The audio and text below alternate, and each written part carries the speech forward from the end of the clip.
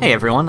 A lot of you might want to skip over this video, but I just wanted to take some time to go over the history of the Pokemon Mystery Dungeon series, since I did touch on it a bit in the last video, but then got distracted and dropped the subject. That's all I'll be doing here, no real video or anything, so go ahead and listen if you're interested, or skip this one if you just want to see more of the game. The first game, Rescue Team, came out at around Generation 3 of the main series. Very much in Pokemon tradition, it had two versions. Red Rescue Team for the Game Boy Advance, and Blue Rescue Team for the DS. Every single Pokemon from Generations 1 through 3 could be added to your roster of teammates. Each version did have a couple exclusive Pokemon for that version, but you could actually obtain these exclusive Pokemon outside of their normal version by using the Wonder Mail password system anyway. Aside from that, the DS version had some basic touch control input, seemed to run a little more smoothly in certain instances to me, and also had slightly different instrumentation for the music. I personally preferred the music in the Game Boy Advance version, though. The plot was an important factor for this game, and it ended up being a lot more intriguing than the plot of any other Pokemon game that existed at that time. The second game, Explorers of, came out during Generation 4 of the main series. Some gameplay mechanics were improved to make things a little more smooth without taking away too much from the difficulty, and once again this game had two versions. But this time, they were both for the DS. Explorers of Time and Explorers of Darkness. Both versions once again had a few exclusive Pokemon, and it worked the same way as it did in the last game, you could still get them in each version. But each version also had a few exclusive inventory items. All Pokemon from Generations 1 through 4 could be recruited, with the exception of Shaman and Arceus, who were not in these games and had not yet been revealed officially at this time in the main series, which is probably why they were omitted. Though a DS game, they opted to use an entirely 2D sprite-based system for this game's graphics, for which I applaud them. True, the DS could do 3D, but it wasn't exactly the most stunning 3D, and the system was capable of doing fairly pretty things with sprites at least. The music composition was a step up from the previous games, and featured many new tracks, with just a smaller selection of redone music from the past game. The story was better executed as well. It did just a little more to get your attention before the major events happened, and the major events themselves were arguably a lot more exciting than the previous game's ones, even though the previous game definitely had its moments too. The post-game content, in particular, was a big improvement in the Explorers of games. The first game had some side stories available after the main game, and while that's also mostly all they did in the second game too, one particular post-game arc in the Explorers of games had you coming up against the true antagonist of the game, who had not even been revealed at all in the main storyline. Now, sometime later, a third version of Explorers was released. If you're a Kingdom Hearts fan, I can simply put it this way. It was pretty much Pokemon Mystery Dungeon, Explorers of Time and Darkness Final Mix. Except it actually got a US release without us having to wait for years for an HD collection. Anyway, what this means in more detail, that you don't have to be a Kingdom Hearts fan to understand, is that it was the same game except with some additional gameplay tweaks and a bunch of extras. I think I'll go ahead and go over the most notable changes. There's actually a lot to talk about in that regard, and I think you'll see why Sky is definitely the version anyone should pick up if they're planning on checking out this game. First though, I think I'll go ahead and mention a couple slightly minor things after all too. The Pokemon choices for you and your partner were changed a little bit in this version. Munchlax and Meowth were removed from the lineup for your character, though they were still available for your partner, while Eevee, Phanpy, Vulpix, Riolu, and Shinx were added as possibilities for both you and your partner. Another Pokemon swap occurred in the Amp Plains dungeon. Originally, you would encounter a tribe of Luxio there with a single Luxray leader. However, in Sky, it's a tribe of Electrike with a single Manectric leader. Personally, I wish they hadn't made this change, but it really is a matter of personal preference. The last of the minor changes I'll mention is that you now lose half the money you're carrying when you faint instead of losing all of your money. I'm sure that change made most people happy. Now on to bigger changes. You might not consider this a major addition, but it was kind of a big deal for me. The Sky Jukebox was added in with this version of the game, and it allowed you to listen to all of the game's music. I have to say that I wish more games did stuff like this. I know a number of games have included jukeboxes and stuff, but I still wish more games would do it.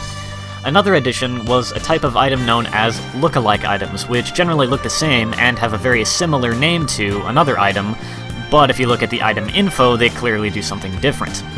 Sometimes it's a positive effect, but lookalike items are more notorious than anything for the bad items that are in the bunch.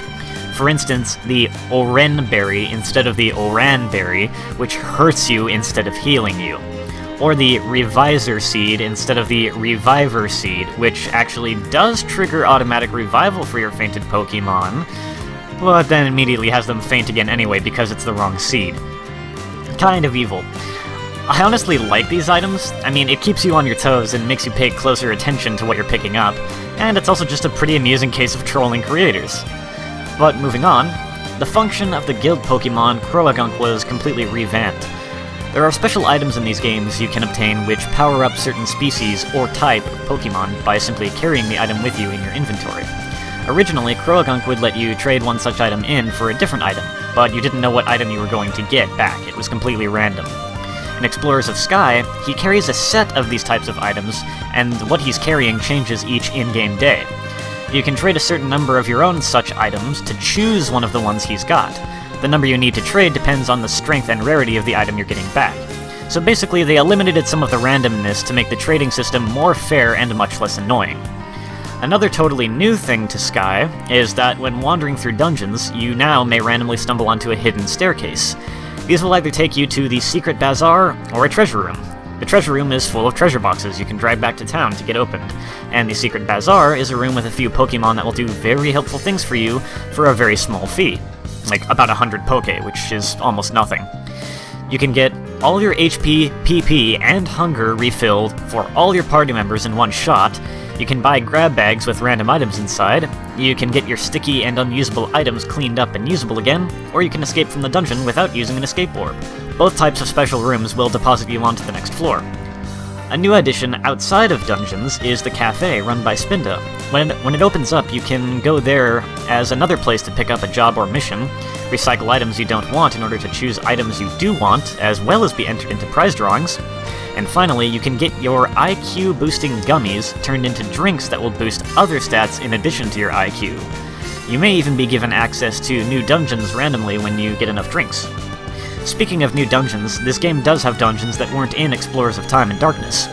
The new post-game area Shaman Village is home to Sky Peak, a large multi-tier dungeon complete with its own plot arc.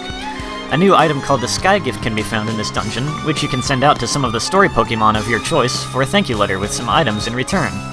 In addition, a shaman from the village will act as your guide during your first trip through the dungeon, and if you make a second trip through afterward, you can add shaman to your team, making Arceus the only Pokemon you can't obtain in this game. Arceus and any Generation 5 or higher Pokemon, obviously. Also, you can get a Gracidia from one of the shaman in the village, and use it in a dungeon to transform shaman into its sky form for the duration of the dungeon. On the subject of alternate forms, Giratina's origin form also exists in this version of the game, but rather than being able to switch between the forms freely, Giratina will simply be in origin form in a select few dungeons while being in its normal form everywhere else. Kinda weird, but meh. A few more dungeons added to this version were put in specifically for the legendary dog trio, who can now be beaten in a boss battle at the end of those dungeons to be recruited, instead of them just having a small chance of showing up on specific floors of specific dungeons to be recruited. To unlock these dungeons, you need to get challenge missions, which you can find randomly in Spinda's Cafe, or from bottled letters that sometimes wash up on the beach in this version of the game. There are other challenge missions as well, and in fact these challenge missions usually allow you to, fight and recruit Pokemon or go to dungeons that in the previous version of the game, Explorers of Time and Darkness, you could only access these dungeons or Pokemon with Wonder Mail codes. Now you can get everything without Wonder Mail codes, so that's nice. The last dungeon new to this game is Destiny Tower, which can be unlocked from getting lots of drinks at Spinda's Cafe. The dungeon has 99 floors to go through, and has a number of restrictions that make it the toughest challenge in the game by far. You cannot bring in items, you cannot bring in money, traps are invisible, all IQ abilities are disabled, which, among other things, means that Reviver Seeds will not work. Your level is reset to 1 until you exit the dungeon, and you have to solo the whole thing. An Arceus statue rests on the 100th floor, which is the only direct way the Pokemon is actually mentioned in this game, though it is alluded to at one other instance as well, but not by name. Now, the most notable new thing in Explorers of Sky, to me, is the inclusion of special episodes which expand on the plot. You will unlock 5 special episodes throughout the game, which put you in control of different Pokemon. each. They each put you in control of different Pokemon, establishing backstories for a few Pokemon who didn't have them before, as well as fleshing out their character and exploring and explaining a couple things. The 5th and final episode in particular, I'm gonna try and do this without spoiling too much. Now the 5th episode is unlocked as soon as you clear the main game. Near the end of the game, there is a story event where you are separated from someone. However, by the end of the game, you do know what ultimately happens with them. What you don't know is what they went through between those events.